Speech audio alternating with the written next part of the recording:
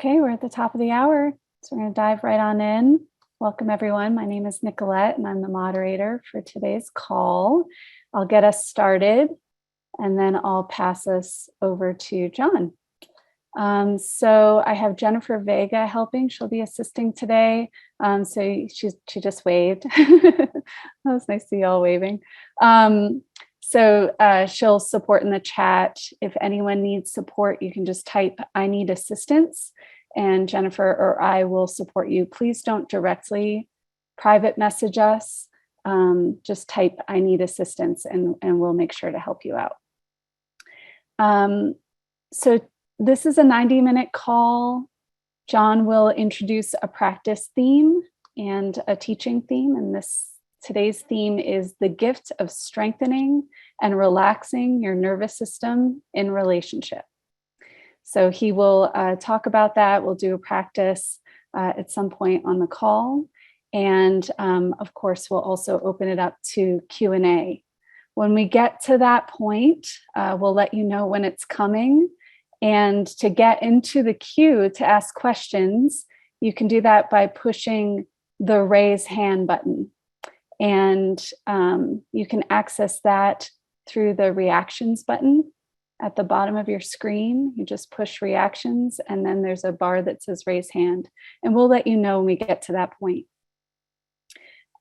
We do record these calls, and we make them public on John's YouTube channel and on our virtual workshop.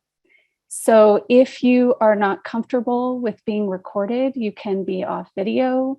You can create a pseudonym so we don't see your name in the bottom. We'll, if we end up calling on you, we'll just call on whatever name you put on your screen.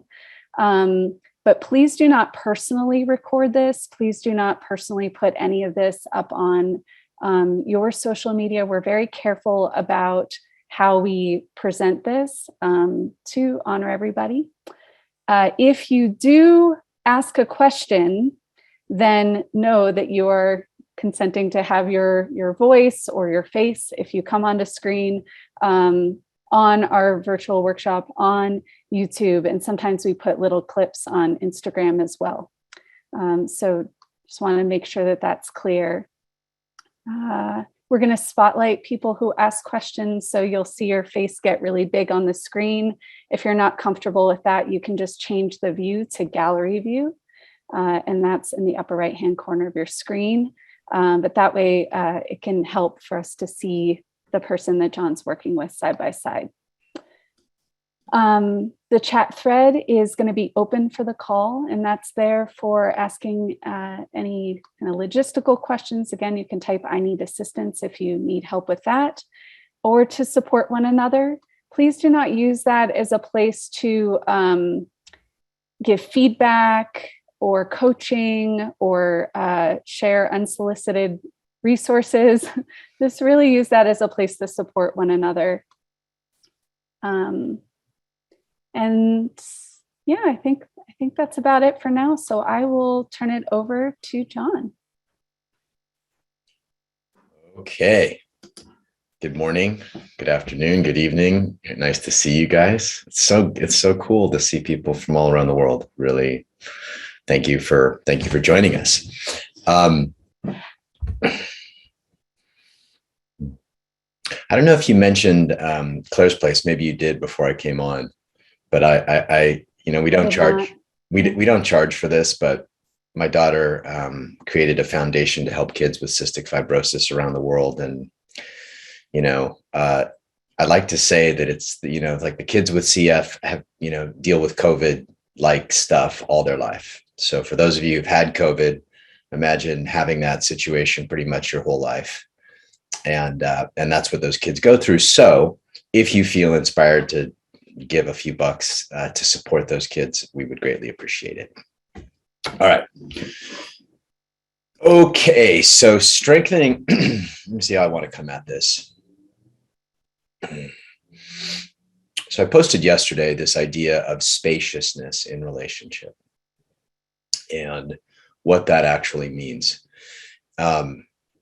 There's a concept in meditation, which is to have a spacious heart or a spacious mind. And I imagine many of you have that experience of, using meditative practice to create spaciousness in your mind as, as infinite consciousness, in your heart as unconditional and infinite love, right? Just a show of hands, how many people, I haven't lost you. You kind of know what I'm talking about. Okay. Yeah. All right. So this idea of spaciousness is really, tends to be a meditative goal, meditative practice. I would argue that it's one of the most important practices to bring into relational moments. So it's not just something that you do on the mat or on the cushion, to develop infinite spaciousness, feel consciousness, feel, your love as wide as the cosmos. And then you get up and, you're pissed at your partner and you guys snap at each other, right? It's meant to, spaciousness is actually meant to be brought into relationship, either relationship with a moment, relationship with a child, relationship with a lover, relationship with the world, right? Spaciousness is the, I would say it's one of the, look, meditation teachers have been talking about this for years. I do think it's not spoken about a lot in relational terms, because this idea of spaciousness is what allows us to be in full acceptance of our partners, to be in full acceptance of their idiosyncrasies, to be in full acceptance of their process, to be in full acceptance of their flaws, to be in full acceptance of, did you guys lose me? I feel like I froze here. No? We got you, John. You did. Okay, cool. I'm just frozen on my screen, but I'm going to keep talking. Yeah. Visually you're frozen, but we hear you just fine. Okay. It's going to come back, or I'll try to figure out. Let me do this. Let me just change the camera here. Okay. Something happened with my external camera, so we'll go this way. All right. So spaciousness of tough moments of a dynamic, right? So for those of us who've been in relationship, I think that's probably all of you, dynamics tend to occur, right? These dynamics of they do this and then I do that, right? Or I do this and then they respond this way, right? And these dynamics, these patterns are remnants of our childhood. You guys have heard me talk about this before. The remnants of our past, of our childhood, but they are not, they're not the infinite love and infinite consciousness that we are. There are lower selves. They're ego driven. They're power driven. They're security driven.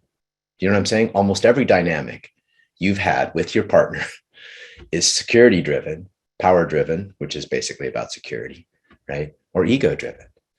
It's almost never.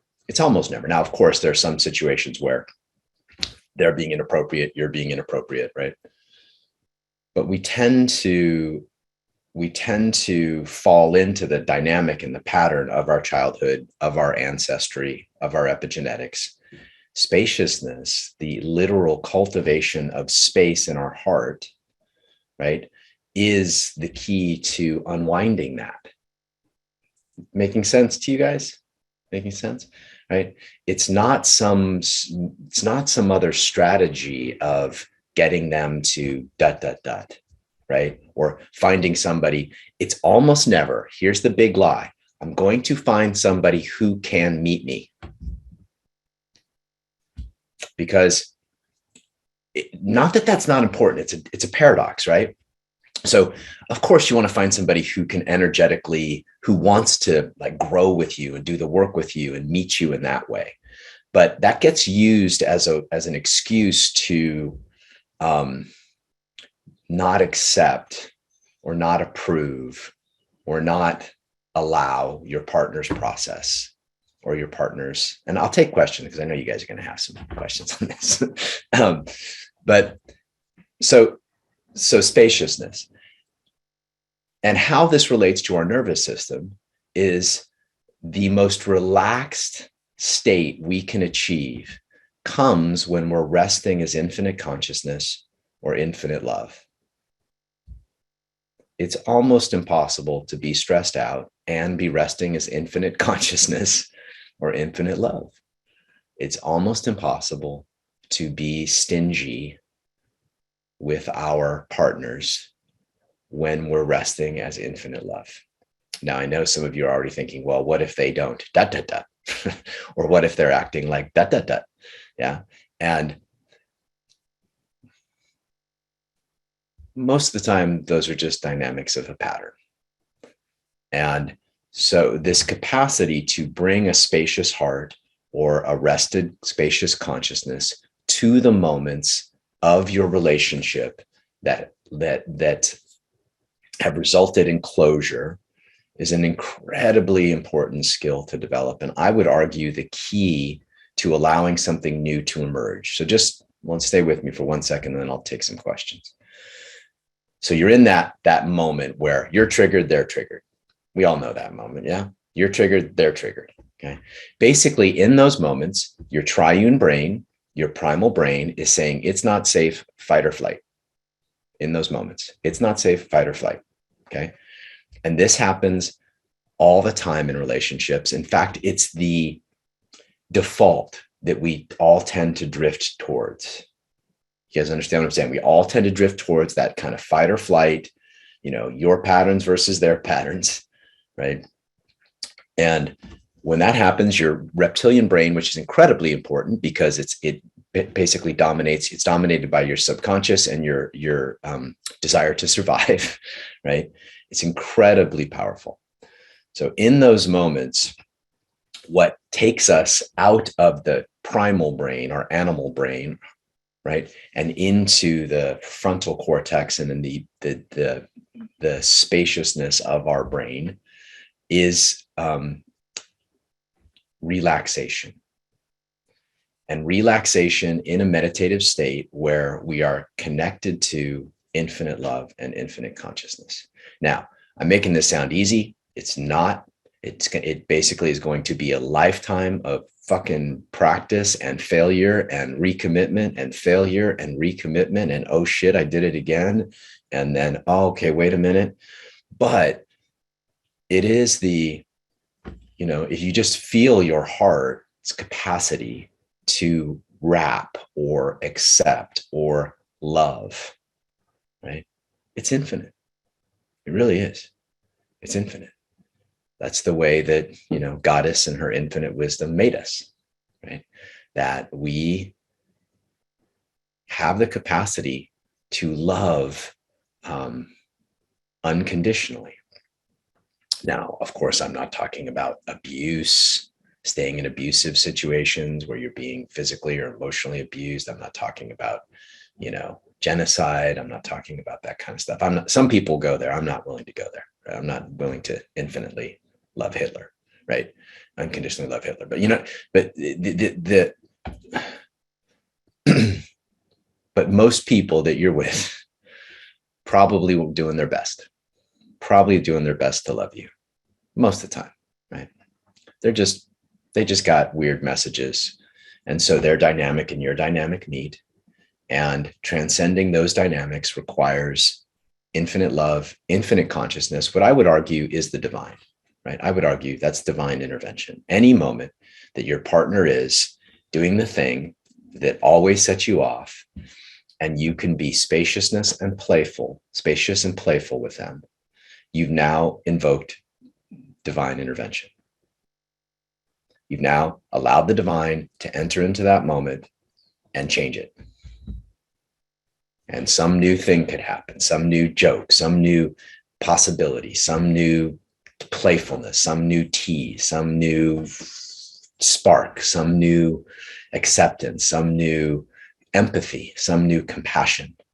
All of that can happen. So we'll start there.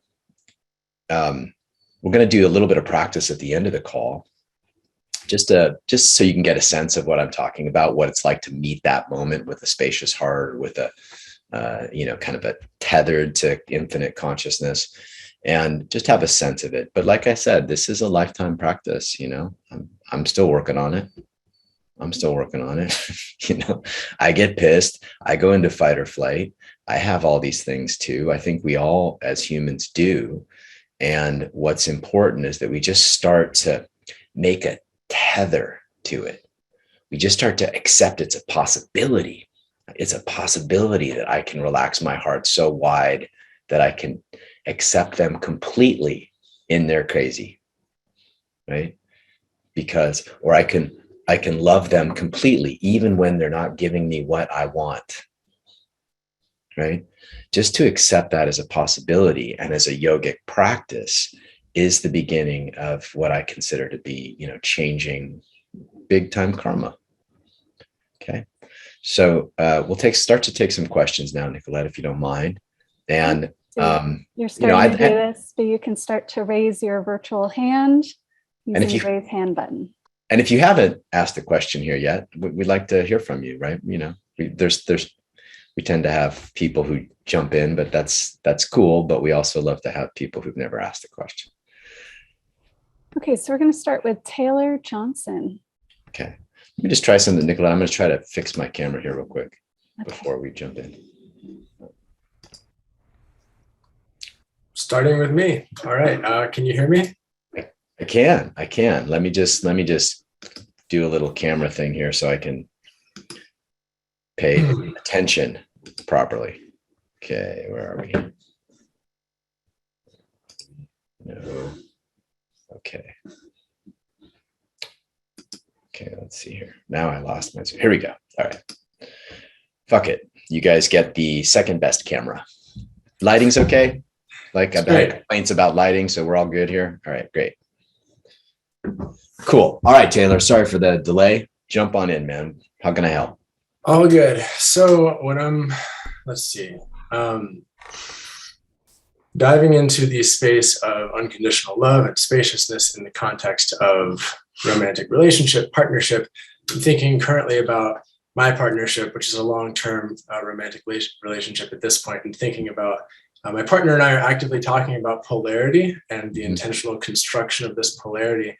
And I'm thinking of, and in my experience, I'm finding that sometimes, and maybe I'm approaching this in a different way than I should, but like trying to dive into this space of unconditional acceptance and love, it doesn't feel like it's so generative of like building like polarity, passion or polarity or fire in a relationship. It almost feels like caretaking in some way, or getting into this and soft space. And maybe that's a goal, and maybe these are two different things. But I noticed there's a little bit of like an internal dance around conflict of that.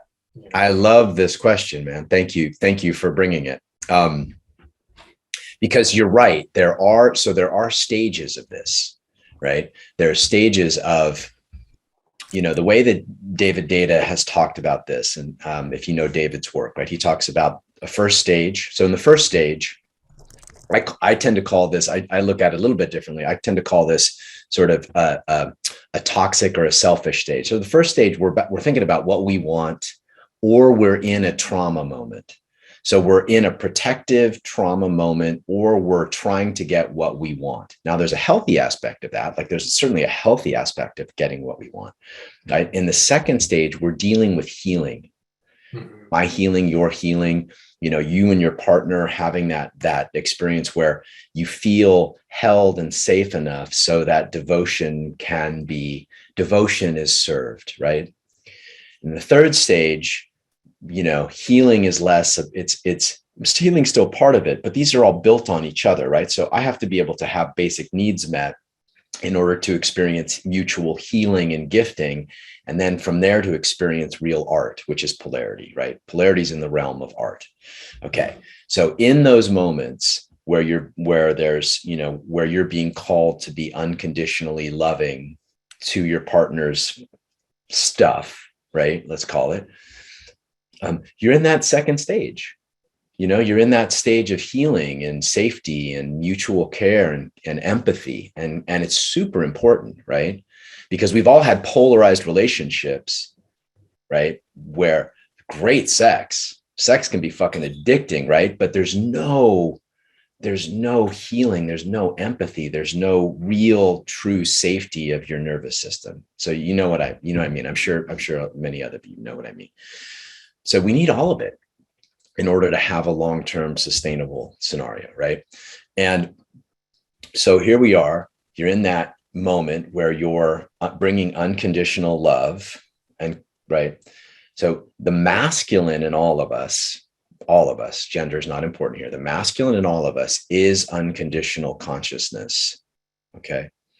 So is infinite consciousness. So if you're tethered to infinite consciousness while your partner and wrapping your partner in that consciousness and love, right? You can say love too. Love, infinite love. Let's say unconditional love is our feminine, infinite consciousness is our masculine. In those moments, you have to bring both for there to be the possibility of polarity, right? Mm-hmm. So it's easy to fall into a love space in that, okay? But grounded consciousness and love is the masculine pole, that creates all kinds of possibility. You following me? Right. So yeah, it's easy when they're, to just kind of fall into this love space, and that is depolarizing or it's neutralizing, let's say neutralizing. But the moment you start to fill your body with consciousness, your spine gets conscious, your feet get grounded, your heart stays still very soft and very loving, but you're connected to that which never changes and is infinite, right? And you're loving completely. That now allows for the possibility of a polarized moment. Does that make sense?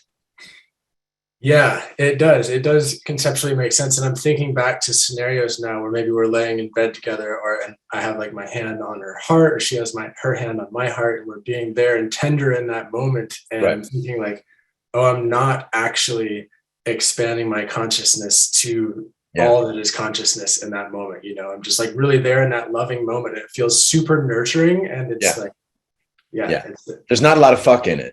No. Right?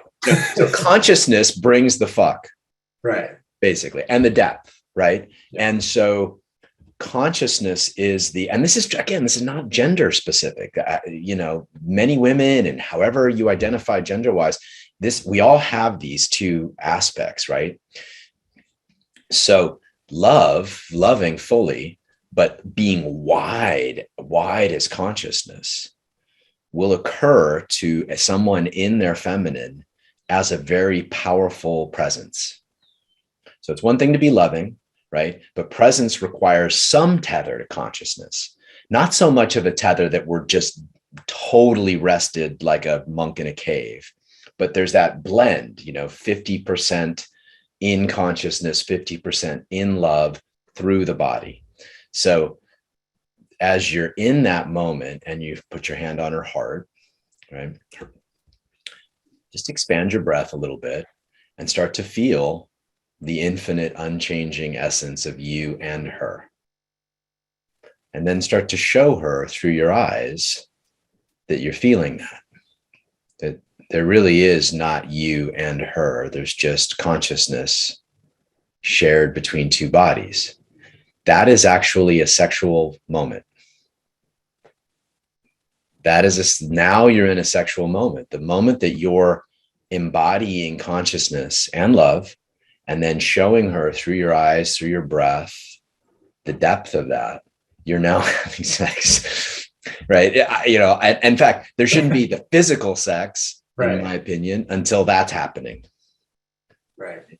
So and the idea isn't, if I'm hearing you correctly, the idea isn't necessarily to transcend or say no to the healing that's happening for the sake of the fuck or the sex, but it's like an integration of those things. Total integration. I mean, this is the whole point of my book, right? Is that the new masculine paradigm is about integrating those two pieces, full love, full consciousness, right? And so total integration and transmission. So it's one thing to integrate it personally, right? What makes it a tantric practice is it goes from you're feeling consciousness and love fully in the moment inside your heart, inside your body, but you're transmitting it through your breath, through your touch, right? To take conscious love and then put it into your fingertips. Yeah. Right? Can you feel what I'm saying? It is it's a yogic practice. It's a meditative practice. So I'll just wrap this up with this, because I think this would be a cool practice. Great. So you're sitting next to her in bed, you're laying next to her in bed, And you can find that conscious, loving space, the infinite consciousness, and your heart just wrapping her, loving her exactly as she is, feeling beneath the human into the divine essence of her. Okay. And then press that, like take that conscious love and just press it into your fingertips. You can lift your hand up if you want and just see if you can put it into your palm. Let's see if you can just pulse it into your palm. Just give me a nod when you can feel it, even just a little bit. The depth of consciousness and infinite love through your fingertips. It should actually feel a little electric if it's coming through your heart space. Good. Now touch her with that. Now stroke her heart with that.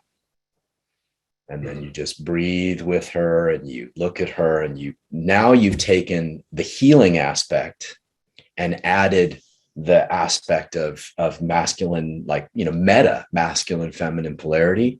And whatever happens from there should reflect both of those things. I'm excited to try that. Yeah, right on. Thanks for bringing that question. That's such a good distinction. So thank you. Yeah, thank you. Yeah, right on. Thanks, Taylor. Okay, next we're going to go to row M. Hey, yeah, you can call me Rose. Yeah, so my question is, like, you talk about like all the flavors of the emotions, and like, what if like open-hearted anger is coming up, but you have to be calm because their nervous system is triggered? Like, yeah, I don't, yeah, yeah. Otherwise, you're abusing them. Oh, okay. So if someone's nervous system is not ready for your anger, and you just blast them with it, with no awareness and no modulation, it's abuse. Okay. And we all do it. Look, I'm not judging. I've certainly done it. We've all done it. But the point is that if we don't recognize that when someone's in a trauma state and we're concerned about making sure we're making their nervous system less important than our expression of emotion, are we being loving in that moment? No. And it's tough to go like, all right, I know I'm right. I know I'm justified in my anger, and yet now is not the time. So for you to be able to do that, especially anyone in a highly feminized moment where expression of emotion is the only thing that matters, there has to be a connection to infinite love. So if you're not feeling the infinite space of love in your heart and anger, if you can, like I was saying to Taylor, like the infinite space of love, and I fucking hate you right now, I love you, fuck you, I love you, is the great way to, to express that. Fuck you, I love you, I want to kill you, and I love you. I'm scratching your eyes out right now in my mind, and I love you, right? Having those things fully experienced together makes anger a gift.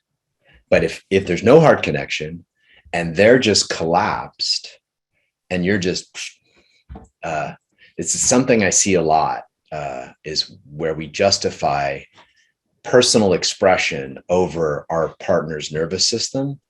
And ultimately we're just hurting them because they're not ready to take it.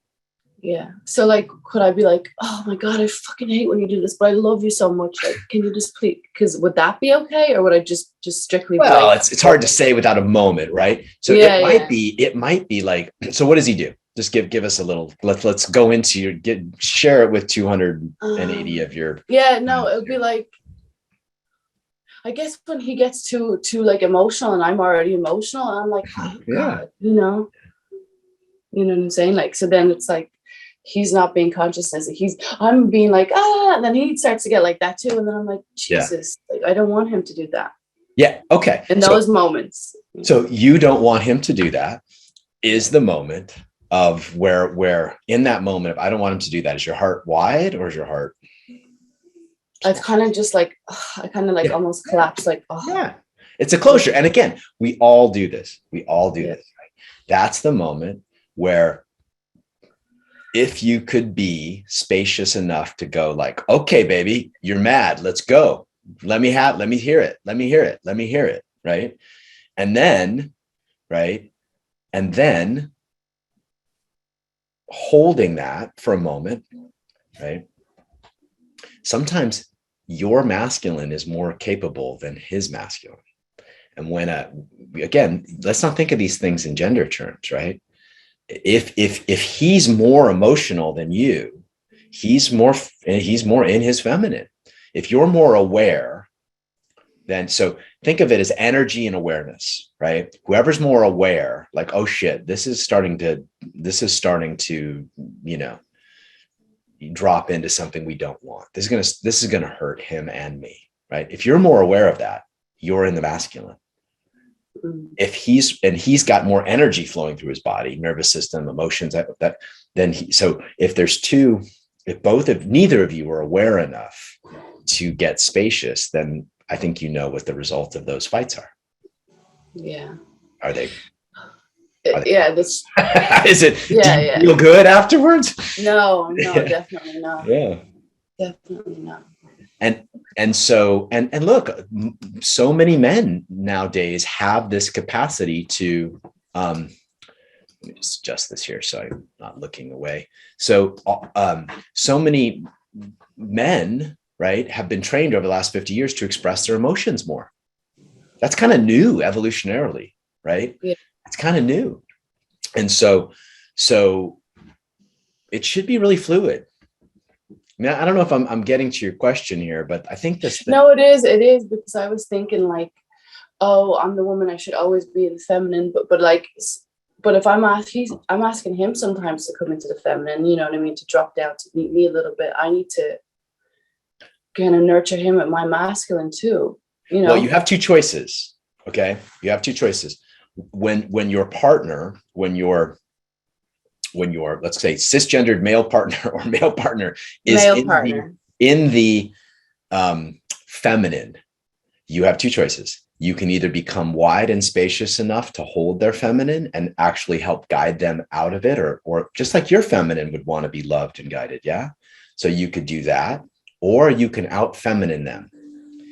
And out feminining them means that so you actually polarize them by dropping more into your heart.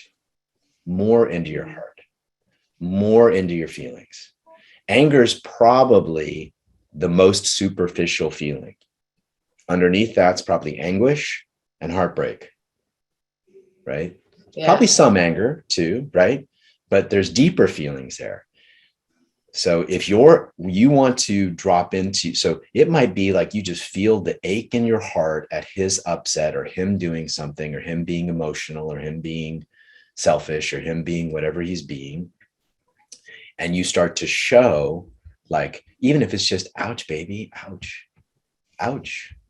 And you start to show through your eyes, like your deep hurt, your deep ache, you're now actually deeper into the feminine than him. Makes sense?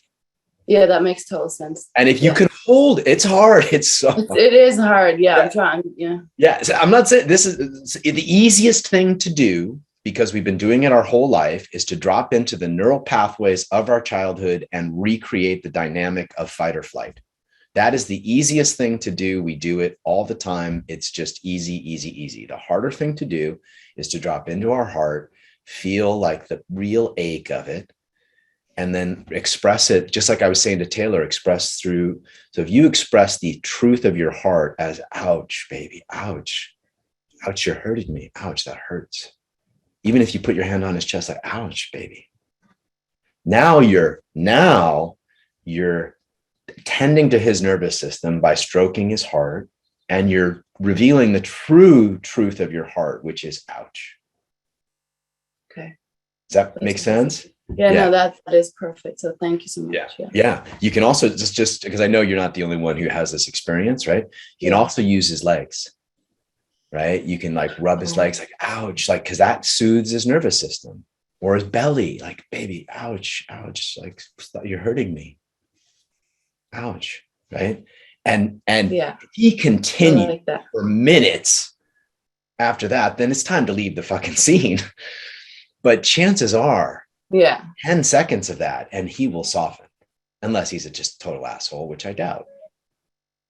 Yeah. No, you're right, because it's happened before, and then it does. He'll stop me like, and then he'll start tending to me instead of tending to himself. Yeah. So in that moment, just a real important little distinction here, in that moment where you actually drop deeper into the feminine than him, in that moment, you're polarizing him into what? Into his masculine. Yeah. It's physics. Right. And again, gender does not matter. It's the opposite for, it can be the opposite for you. Like if you're heavily emotional, right? So it's really important to think of these things, not in gender terms, but in terms of the fluidity of human condition that we all share. Right. And the part of you that gets mad at him because he's not tending to you, right? Or he's being emotional and not taking your feelings. And I hear this a lot from women particularly.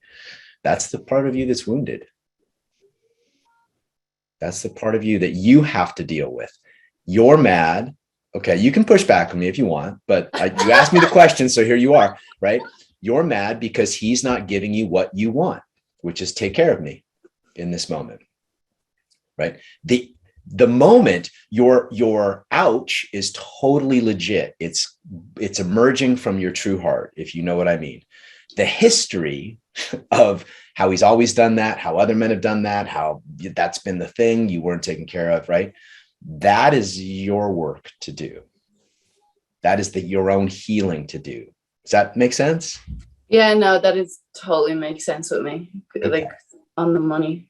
Yeah, and I'm not, look, again, I'm still in therapy. Fuck, you know what I mean? It's like we're this is going to be an ongoing thing that we have to deal with, our wounds and our trauma from our childhood, so that we can distinguish those from, the truth of the moment. So we're not bringing history into the moment. You're just with the authentic, legitimate, present moment. Ouch, baby, that hurts. Okay. Yeah. Thank you so much. Yeah. Thank you. Thank you, Rose.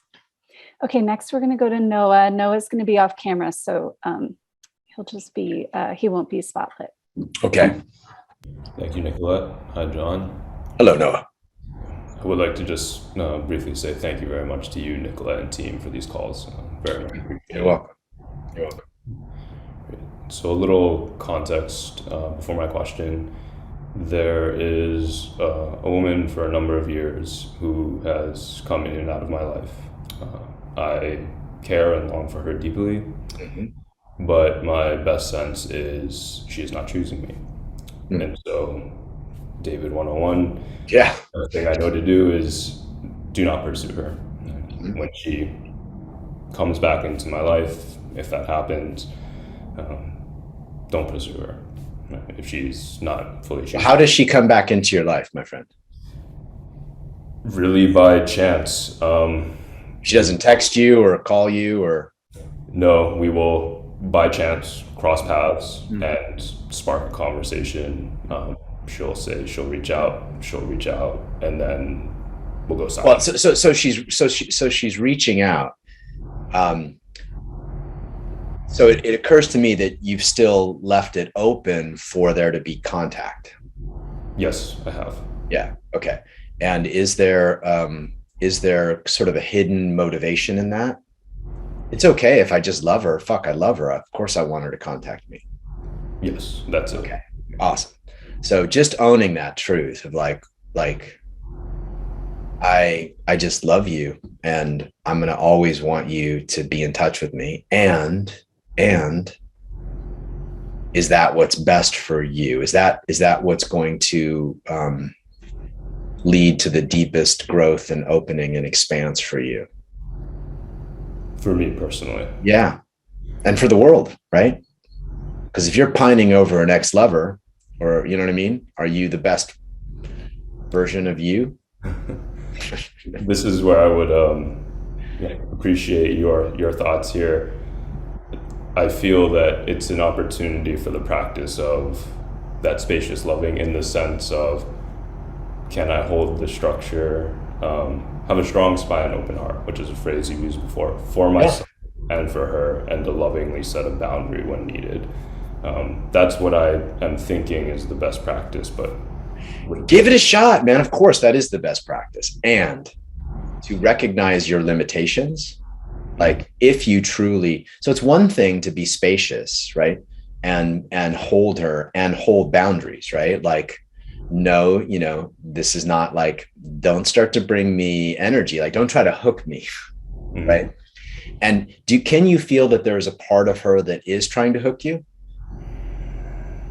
Or is it just healthy happenstance? There is a part. Yes. Yeah.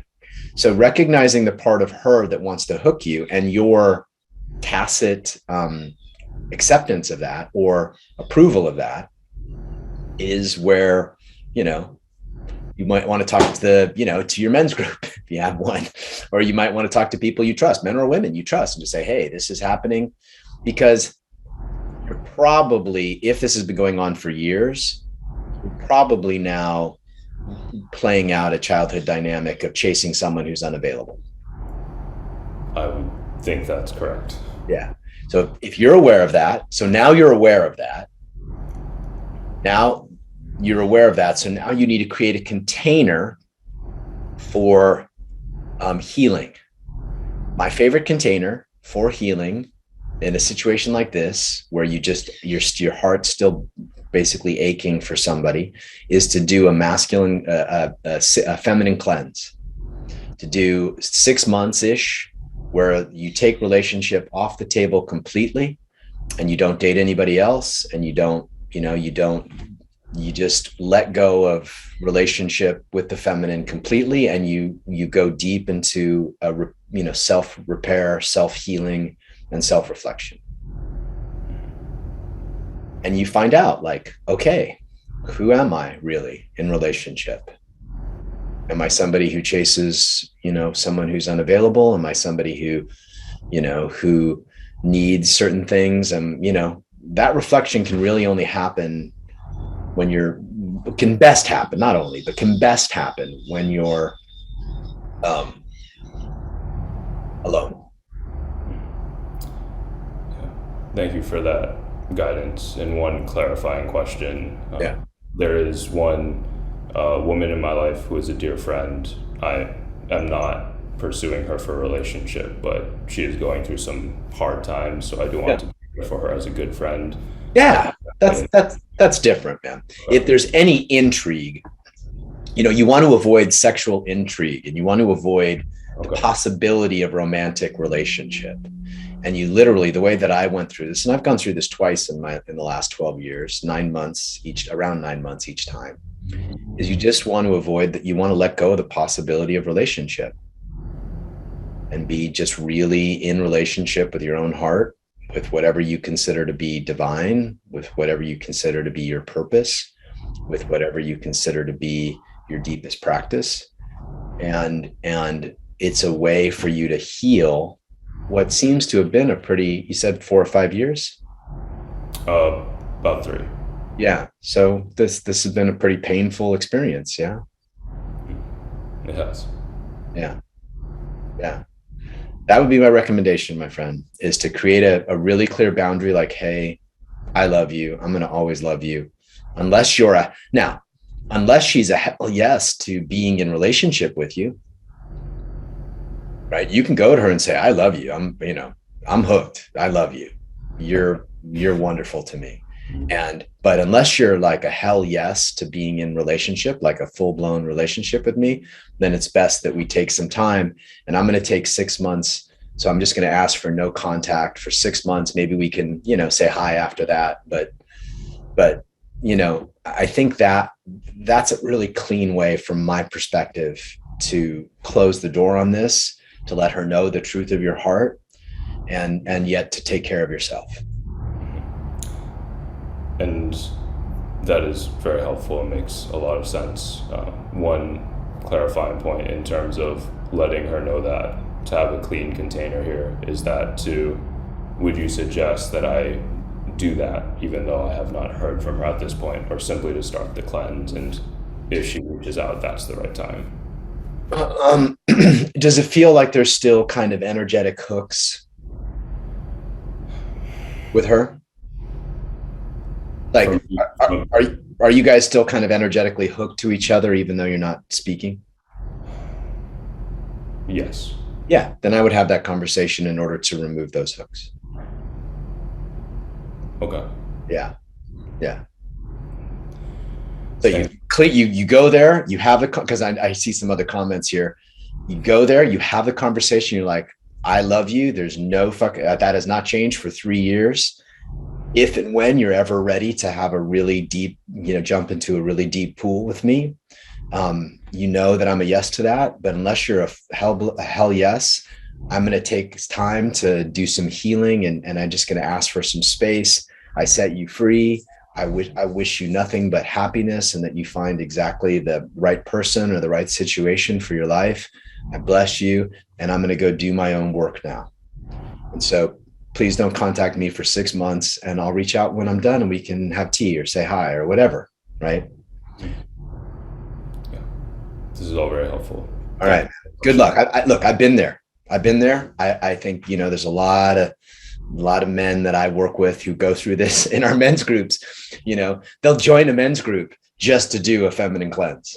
They're like, I need some fucking support for this. So they'll join one of our groups just to be able to have the place where they can come and be held while going through this. So I honor the fact that would even consider that, and make sure you have a group of people around you that can hold you while you do this. Wonderful. Thank you very much. All right. Yeah, you're very welcome. I'm just going to pull this down so I'm not lit like this. Hold on. Okay, thanks, John. All right, and thank you, Noah. Okay, so John's making this transition, and we will transition. Our next person will be Lisa Belter.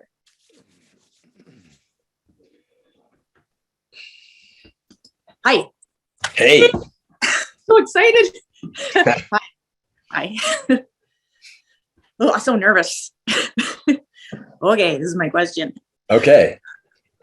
John, I get confused when some of my guy friends are super awesome, and I'm thinking they're great guys, and then I'm thinking, am I supposed to be with them because they're such great guys?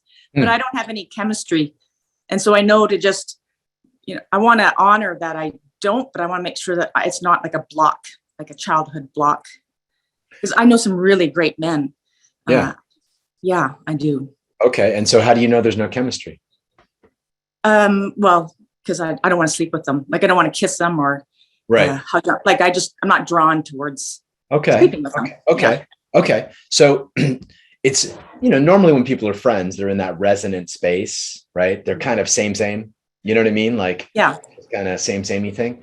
And there's no polarity to that. So sometimes what'll happen is if there's love and trust and respect, and then you actually bring some polarity to it, sometimes that dynamic will change, and you'll be like, oh, I never saw that in him, right? You'll evoke something different in the dynamic.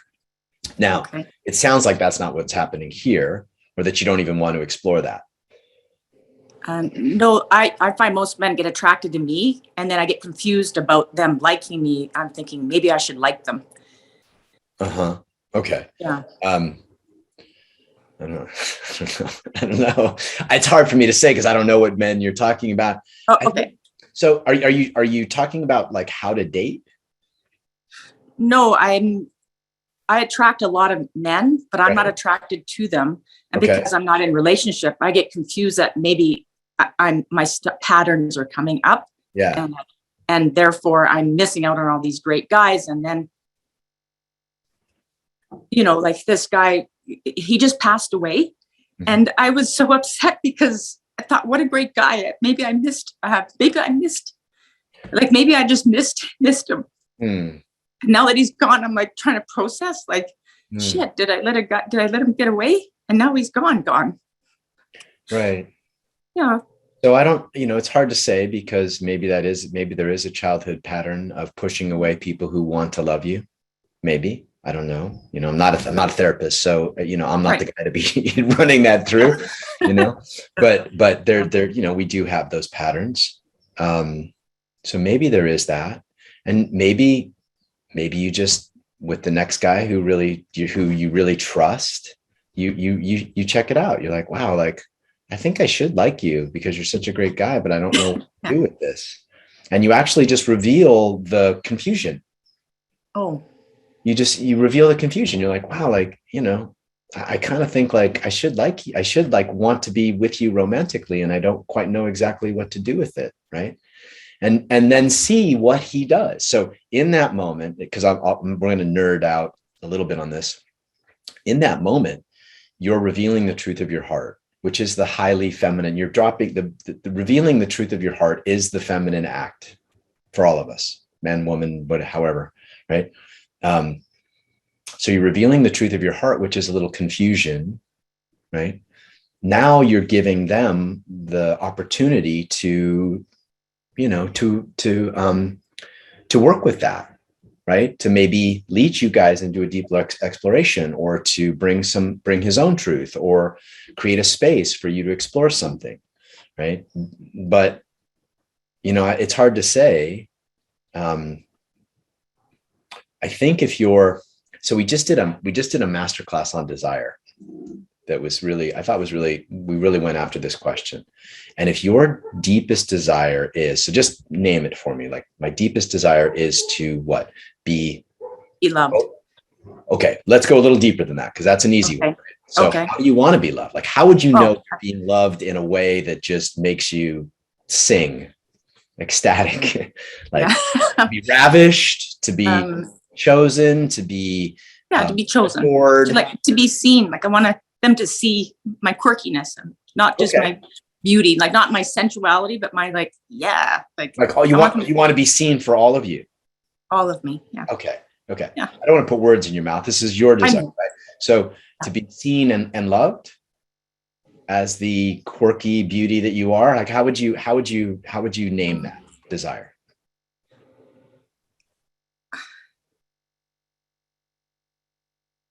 Because somebody could see you, but it's not the same as loving you, right? I know maybe it's a wound, John. I feel like I want to be taken care of instead of taking care of them. I want to. Yeah. So let's own that. So let's own it. Yeah, it is a wound, and it's also a gift, right? It's both. These things are very, like, of course, there's part of you that wants to be taken care of. There's part of me that wants to be taken care of. And so so is your deepest desire to be seen, held, and cared for? Yeah. Okay. I would say by the emotion that's coming up, we're probably close, maybe not. Okay. So if that's your desire, if that's your core desire, right, then setting up your entire life to become, maybe not your entire life, but a big chunk of your life to become she who must be completely cared for, or she who must be seen and cared for, right? And letting that part of you be seen. So, for example, if you're on a date, or if you're with somebody, and you actually let that part of your heart be seen, the part of you that loves to be cared for, and you let them do that, right? You can start to discern, like, oh, like, I like the way he cares for me, right? Even though there might be not any sexual thing there, there's something in my heart that really responds to how he, took out the trash when he came over to my house, or held me, or hugged me, or, like, made sure I was okay. Right. And you can start to discern, because you asked the question of, like, how do you know, right? Well, if your deepest desire is to be seen and cared for on a very deep level, to be cherished is a word I would use, to be cherished, right? Then spending time with people, yeah, it's okay. It's okay. Yeah. Yeah. Mm. Mm. Yeah. And so this part of your heart is the part of your heart that, you get to nurture, and create relationship with. And so, the way that we always teach it in the women's group is like, is your practice, do you have a practice where this part of you gets honored? Do you have a dance where you can dance as she who must be cherished? Do you have a movement practice? If we walked into your bedroom, would we see like she who must be seen and cherished? Would we feel that? You know what I'm saying? And so to cultivate, to honor your core desire in your practice, in your environment. I mean, if you played piano, do you sing songs about like she who must be cherished, right? Or she who must be seen and cherished? Are you honoring that? And so that's where I would start, and then see who emerges when you drop deeper into that practice. Does that make sense? So rather than try to choose from your environment or get a dating app or blah, blah, blah, you tend to the truth of your heart first, right? And you create this environment that's like this temple of your core desire. Is it making sense? Yes. Okay, cool. Because it can be a little esoteric, right?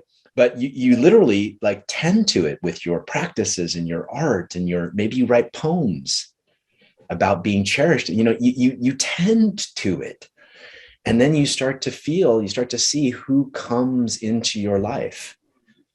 And they're going to come, the more aligned with that truth you are, the more you're going to just magnetize people who are aligned with that. It's a super important piece of working with desire. Wow. That's awesome. Yeah. Okay. So I'm missing being cherished. So I'm going to make my dancing practice more about cherished than doing my sexy stripper dance. Of course. So how would you move in a way that is like that you must be? So here's a good way to think about it. Like, I'm moving as she who must, not maybe should be or could be, but must be cherished. Right? Must be cherished. And that's the distinction. Or if it may be somebody else, like might have the desire to be ravished. So she who must be ravished, she who must be, we can go super dark with this if you want, but you can go anywhere with it. She who must be. And then you start to move as that. And then what happens? You're now transmitting it. Your body is now a transmitter, sending it out into the cosmos, right? I am she who must be cherished. And you might have emotion come up. That's fine, but now you're transmitting from a different place rather than the confusion of, I don't know, is this the right one? Did I miss them? Or is it ever going to happen? Or, you know what I mean? Yes. Yeah. Yes. Okay. That was awesome. So awesome. good to have you here. Thanks. Thank you. Oh, and Happy New Year's. Thank you. You too. Chinese New Year's today. Yes. That's right. Tiger. It's a tiger year. Year of the tiger. I love it. Okay, so next we'll go to Ronald Snell. Hello. Oh, hello, John. Thanks for having me. Yeah. It's a question. Maybe it's a sharing, or maybe you have some advice, or I don't know what's coming out of me. I didn't prepare anything. That's a lie. I create a lot, but yeah. Okay. To speak out what's coming up to me in me. I've got a woman. It's my wife. I call her. We have got, I think, for 1.5 years. Sorry, we are together, and I think it's a very lovely wife. She's powerful, wise. Mm. And now the last couple of weeks, I'm noticing in myself that I'm getting more back. I've got a fear of commitment, I think. Mm-hmm. She is trying to catch me, she's coming after me in a decent way. And in that process, I recognize it from relationships in the past, that when it's getting too hot under my feet, I'm trying to get it to get out and leave the woman, or it's a kind of relation where it's on and off. Right. And I don't want this now again to happen. Right. So I'm staying.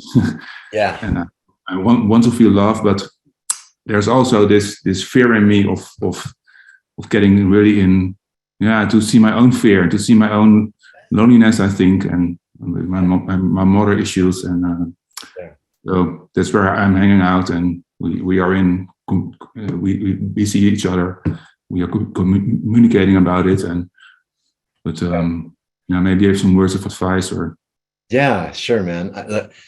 First of all, I just want to honor where you're at, right? And that you're here, just letting us see you in your process, right?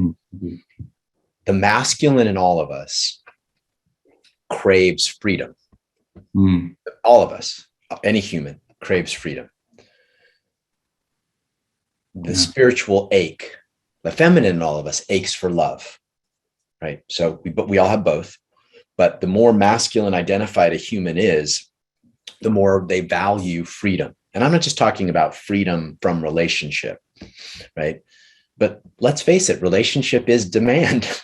It's just like the fact that any masculine identified beings like want to be in relationship is a fucking miracle, right? This is why monks went into caves, and this is why mainly men created spiritual practice where I'm going to come, the Tibetan monk comes out of the cave for or the temple once a month to have sex, right? There's all kinds of, so I want to normalize that part of you. Right? The part of you that craves just to be free, right? And any relationship, I would argue, any relationship that you're going to succeed in has to create lots of space for that. So for example, I have to go off with men friends often. I have to take time to go out in nature by myself. I have to have, I literally have to have two separate houses. If I'm ever going to get married again, there will be two separate houses. That has to be negotiated from the beginning, right? Because I have to honor that truth in myself. Then when that's honored, I can show up present and loving and full, right, for my partner. And so maybe there's some of that in you that's just a matter of actually communicating your need. Like, I need to have enough freedom. Is that making sense? Yeah, sure. Yeah. I find it difficult to, it's getting better or along the way to tell my needs to my partner. So, but sometimes it's hard. It's a common problem with masculine identified humans to have this conversation where freedom, because it goes against what a feminine identified human wants, which is love and connection, right? Right. And so this is why it's such a fun polarity to work with, because the desire for love and connection meets the desire for freedom, and somehow we're meant to dance with it. Yeah. It's beautiful, but it can also be very challenging. There's much more space for negotiation than I think we think. Yeah. And what I would start with, just as a practical matter, is have that conversation. Like, look, I love you. I'm here. I want to be with you. And I notice I need freedom in these ways. I notice I need space to just be.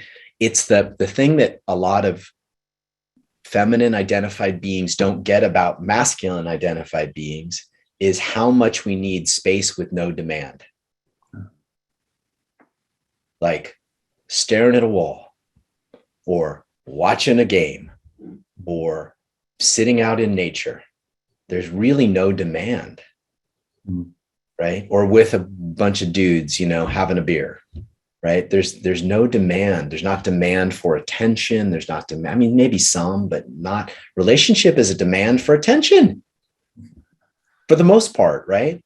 And so having that conversation where you can be really honest about that is the first step, I think. And, for a lot of anybody who's masculine identified, a woman too. Now from there, you get to ask yourself the question. And this is where I think this is the question I'd like you to explore. If you can tell me to fuck off, whatever, but Why are you in relationship at all? Like, why do you even want to be in relationship? Is it to heal? Is it to grow in love? Is it to, meet the divine? Is it to have a family? Right? What's the real driving force for you to be in relationship at all? And then that's what if you want to take that truth to your partner and see if that meets what she wants, and now you're having a real conversation. You know what I mean? Now you're in the real conversation of like, here's what I need. What do you need? Like she might say, okay, you can go off, a couple weekends a month and go out into the forest or whatever, but come back and stay with me for 5 days so I can really feel us together. And maybe that's what she needs. But the conversation is at least real. Yeah. Thank you. It's I can feel it in my body. It's resonating. So thanks for the answer. And again, the part of you that's always thinking like, oh shit, if I'm married, I'm losing a big piece of my freedom. There, almost all the men that I talk to have that experience. Women too these days, like our masculine craves freedom, and so the part of marriage is a sort of giving that up in a certain way, and or deep relationship is a sort of giving that up. But it can be negotiated in a way that's unconventional. We don't have to protect ourselves from wolves. It's not like you don't have to be in the cabin the whole time so that a bear, you can protect them from a bear or intruders. We're in a new world where we actually have relationship.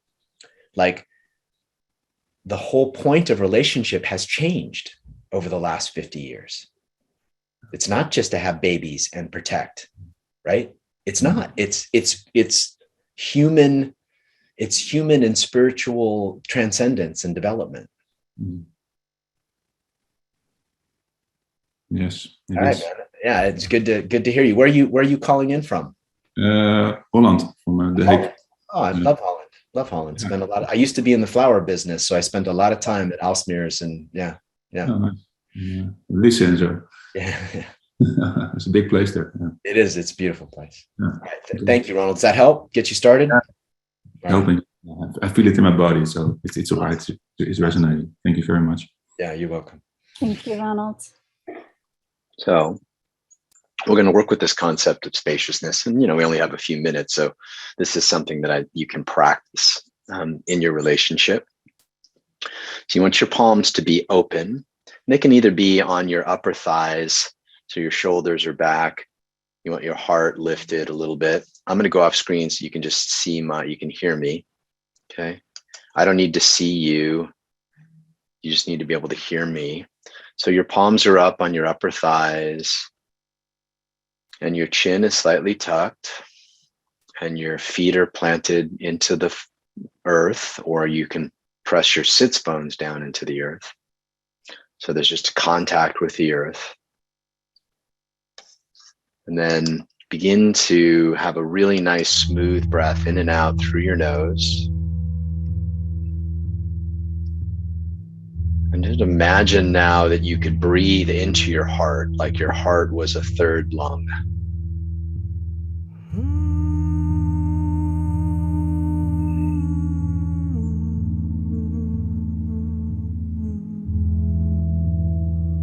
And let every breath, every inhale and exhale, expand that third lung, expand your heart. And then on the exhales, you can begin to imagine that your heart is just getting more and more wide, filling up your entire chest cavity, kind of blooming open like a flower would bloom open, until you can feel your heart as wide as the sky.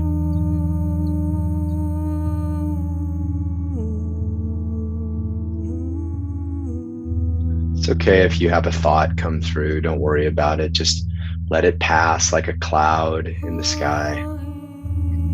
The sky is still wide and infinite.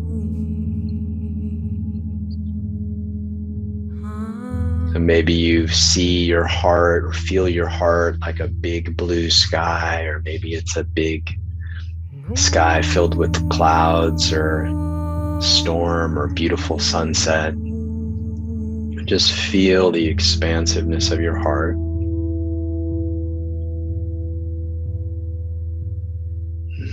And keep allowing it to blossom open. Every exhale, every inhale fills it more with life, with vitality. Every exhale lets it open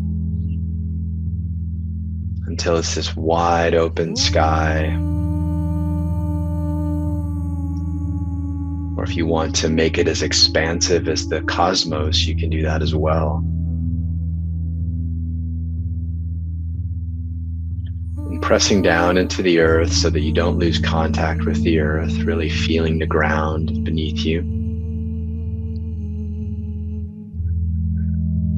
Take another few breaths, really feeling the wide expanse, as if any problems or any troubles or any worries, any concerns are just like a small wisp of a cloud.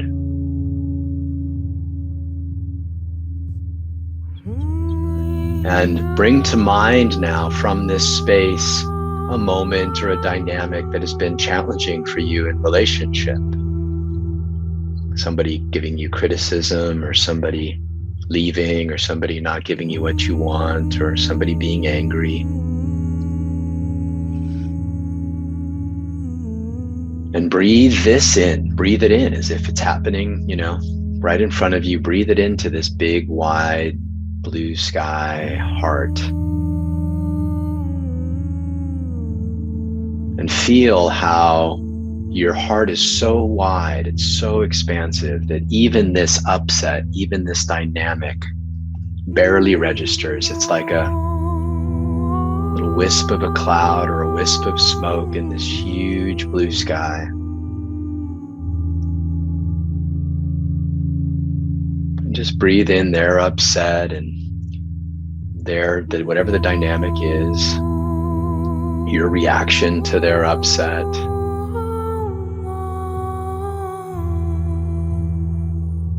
And then from this big, wide, blue sky, spacious heart, let every exhale be that of blessing. So imagine that you could bless the dynamic or the situation or the heartache.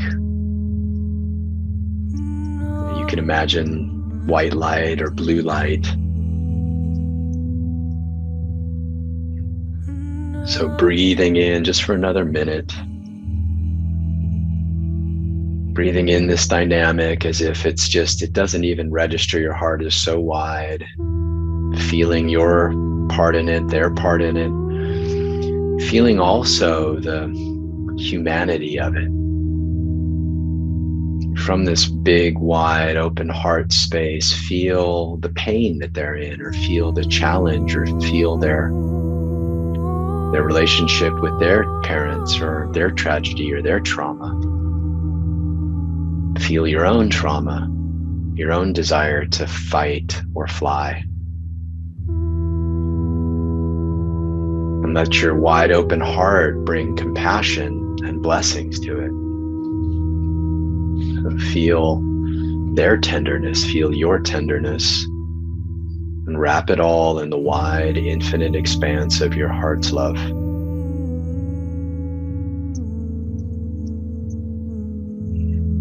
And then bless them.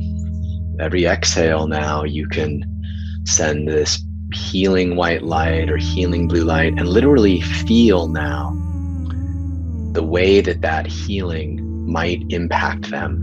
What might change in this dynamic if you brought spaciousness and healing? How might they react to you? How might you react to them? Might you fall into love? Might you hold each other in tears? Might you get playful with each other? Might you make passionate love together? What's possible from this space when filled with healing and light? And in these last 30 seconds, really be the love that heals. Like, feel the difference between feeling the love and be the love. Be the love that heals this dynamic. Be the love that changes the possibilities. Be the love that heals your partner's heart. Be the love that heals your own heart.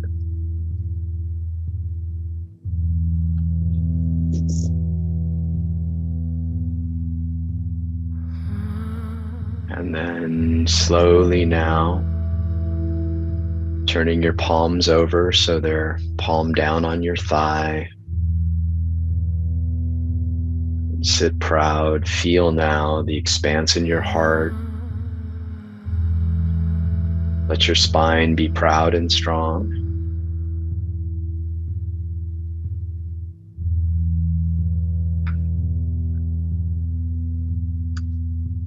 And then you can go ahead and open your eyes and we'll complete the call.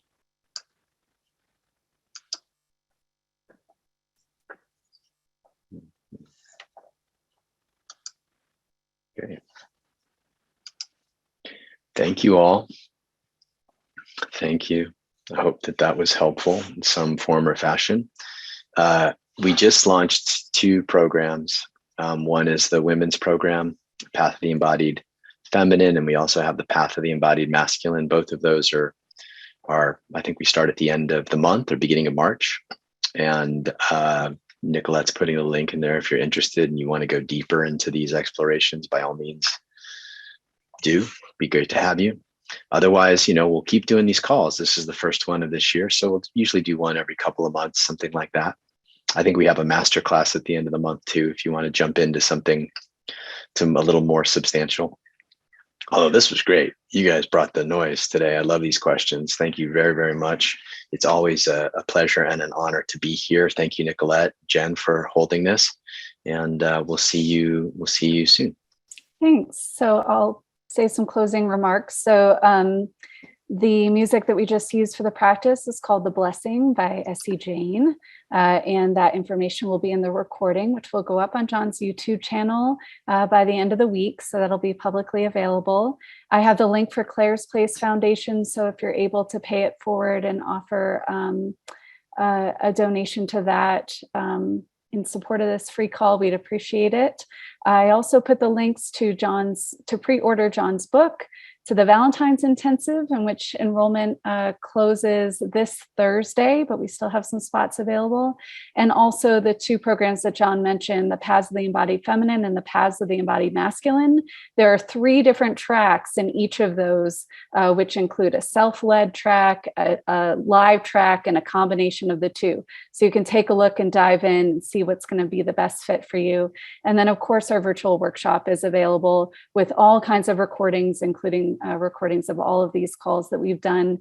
And you can get a free week trial if you haven't joined our virtual workshop before. So those are all of the options available to you. We look forward to seeing you on the next community call. And it's a pleasure to be with you. Take care. Bye.